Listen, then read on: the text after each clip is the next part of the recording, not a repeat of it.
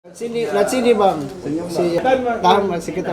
Penangkapan ini dilakukan setelah salah seorang pemakai tertangkap saat polisi melakukan operasi narkoba di kota Makassar. Dari pelaku inilah polisi menangkap 4 pelaku lainnya, namun saat penangkapan salah seorang tersangka melakukan perlawanan sehingga polisi harus menembak bagian kaki tersangka. Dari 5 tersangka yang ditangkap, terdapat pasangan suami istri yang bertindak sebagai bandar narkoba.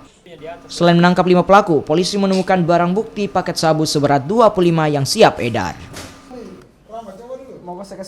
Jadi bertempat di Hotel Grand Mulia kamar 306 telah diamankan Laki Sugandi. Ya. Kemudian itu dikembangkan. Jadinya total ada 5 orang yang kami amankan. Ya. Total ada 5 orang yang kami amankan. Kemudian barang bukti yang kita sita ada 2 saset sedang yang kami duga adalah sabu-sabu. Kemudian ada 2 paket kecil. Kemudian ada timbangan, ada handphone dan alat pakai.